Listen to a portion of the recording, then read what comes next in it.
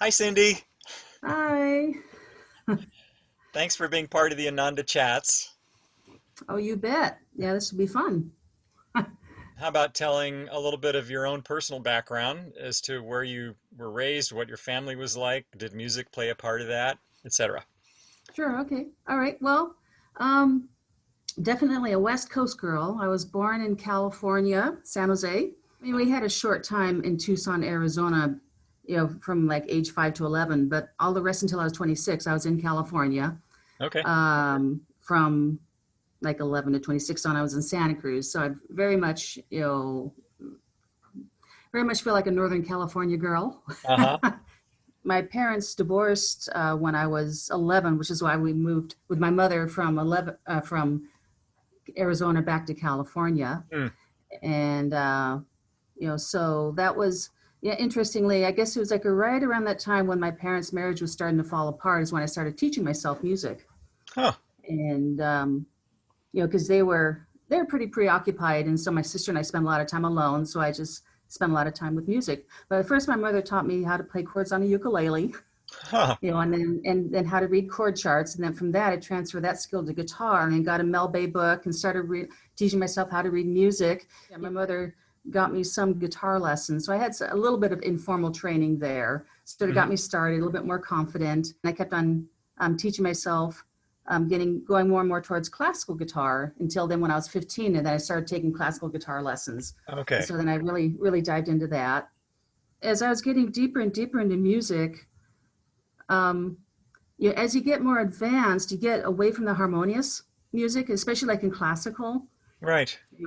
And then I think also it coincided with there's a lot of turmoil in my personal life, so I guess I also was gravitating towards music that was random and jarring Hmm. and discordant, and but also, I mean, that's just what more of the advanced stuff was. Hmm. It's you think of more harmonious music as childlike, Hmm. or innocent. And then as you grow up, you see the harsh realities of life, and you grow into adulthood and you see you're not being taken care of, and then music is discordant. I thought that that's what music was going towards, and that's what the future of music was, and that's what the evolved forms were. I liked it, but at the same time, I didn't. I do remember when I had my audition to enter as a music major, you have to play two contrasting pieces, and I chose one lovely guitar piece, and then this another really jarring discordant piece, and I ended up just actually not liking it. And also just realizing how it just made me agitated, and at times I liked it because of all the anger at my parents, but I also felt like it wasn't helping me. Yeah. And I came to realize I actually enjoyed music that was more calming. Because of my mother's friends, I became very interested in New Age thought. And ironically, my mother would take us over Highway 17, going over to this East West bookstore, Huh. not that far away from Santa Cruz, a little day trip. Hmm. And interestingly, later on, John Mona told me that I showed her a picture of my mother, and she said, "Oh, I remember her." I wasn't meditating yet, but I knew that meditation was important, and I believed in self-realization, whatever that was. I was reading Alan Watts, Hmm. and about Buddhism and so forth. I was practicing music quite a lot, Hmm. certainly more than an hour a day. Um, I know during high school, I had the habit of going at least 2 hours a day, often going to 4 hours a day, which is how you really get good. Later on, when I started meeting deaf people, I became fascinated with, well, what is life like for someone who can't experience music? So I dropped out of college, and I learned sign language. And then when I moved to Seattle, I found a job working with deaf people. A couple of jobs. I actually got in a relationship with a deaf person, and was entirely absorbed in deaf culture. Spending a lot of time not having any energy coming out my mouth, I really liked that. And Hmm. even when I was alone and not with people hearing or deaf or any, I mean, I really treasured how it felt just to be silent. Hmm. And then when I was with deaf people who were gossiping in sign language, I felt, okay, that was not silence. So you really feel the difference. The silence is about energy. It's not about the absence of sound. Hmm. You know, And from there, okay, so then I gradually then did get into meditation. Really what happened was, again, I mentioned I had a deaf girlfriend. Um, when we broke up, she told me that I was so immersed in deaf culture that she said, you have to get a guitar. If you don't get a guitar, I'm going to buy you one. So I went out and got a guitar because I didn't want a deaf person to pick out a guitar for me.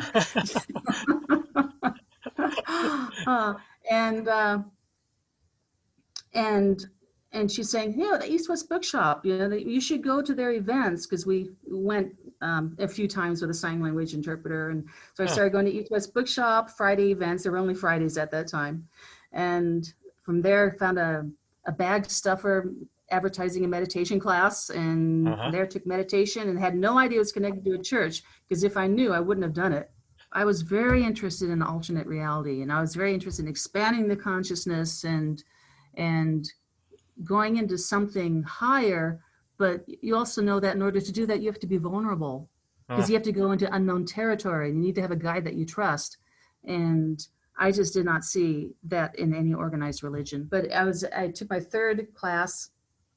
I found out that I actually was connected to a church, and by then I was hooked. That was actually how I came to Ananda. yeah. I went through meditation 1, 2, and 3, and then I went on to take the Raja Yoga class with Maria and Dave Warner. Right. You know, the last ones they taught in Seattle. And then from there, I started volunteering. I found out that they needed someone to help work on their database. The church at that time was a storefront, you know, right across the street from East West Bookshop Yeah. at that time. Yeah. You know, so it didn't have a real churchy feeling.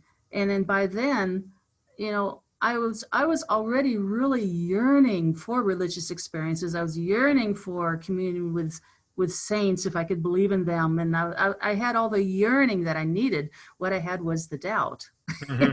you know, that not the doubt that it was there, but the doubt that a channel could be trusted. I really loved the path. Uh, well, you know, when I first came to Ananda, of course, we didn't have the first edition yet of the Autobiography of a Yogi. We had the SRF version. Hmm. And I actually I never was able to read all the way through that. It wasn't until the first edition came out that I was able to read the Autobiography of a Yogi all the way through. Huh. So I actually related more to the path, which also, I mean, that really dovetailed with the fact that Swami addressed those doubts. He covers such a broad range of humanness that I think most of us can find something to relate to, because Hmm. I can't relate to living in other countries. You know, I can't relate to going to school in England and a lot of the things, but definitely the questioning. And really, I think it's just the honesty. What was your first impression of music at Ananda? What I really was tuning into were recordings. Hmm.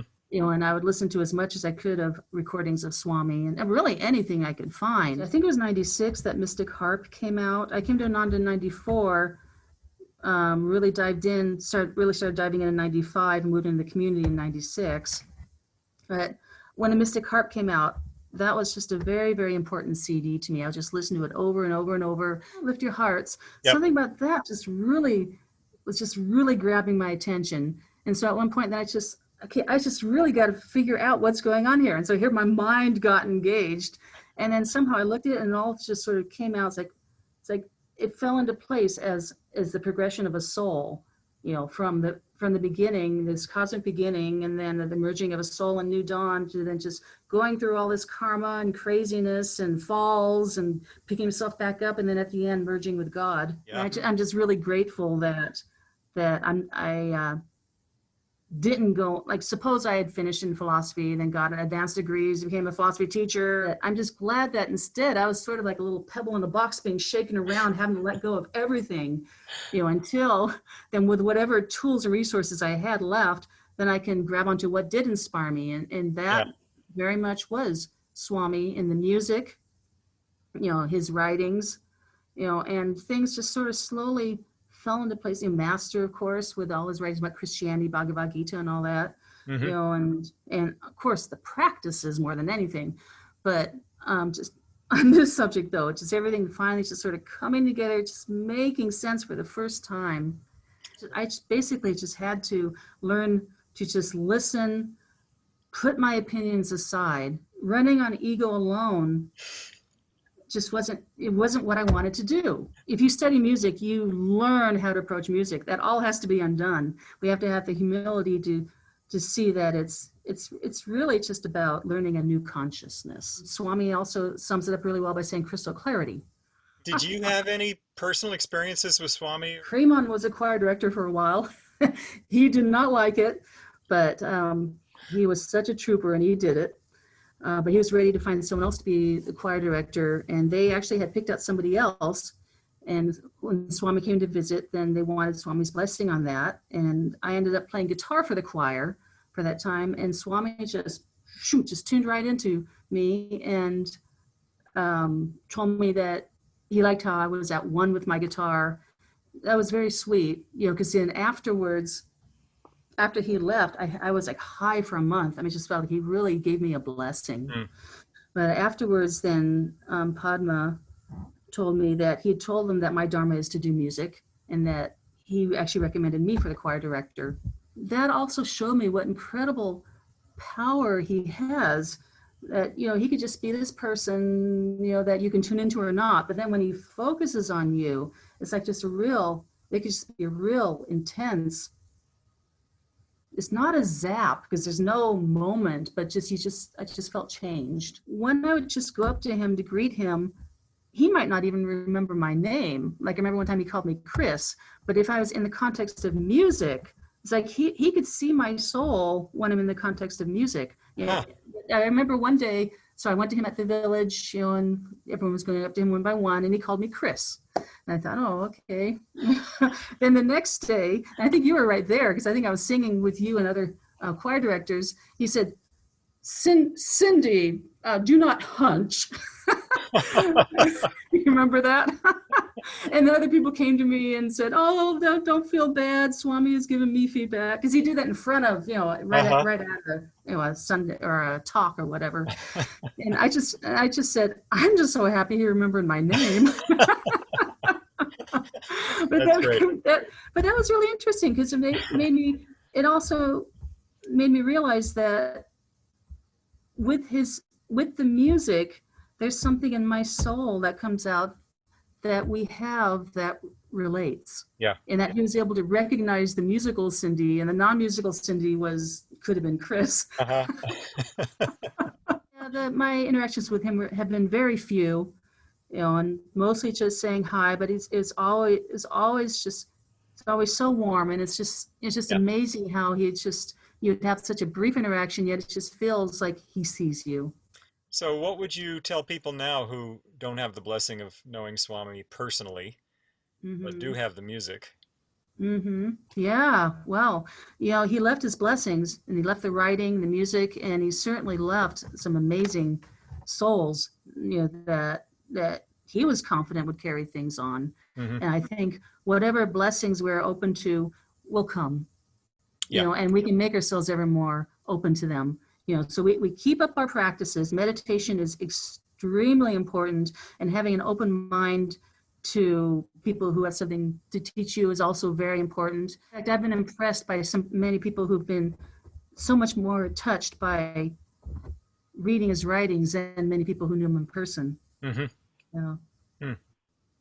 yeah. Well, Cindy, this has been wonderful. Oh, Thank you for sharing all this. oh, thank you, Dambara.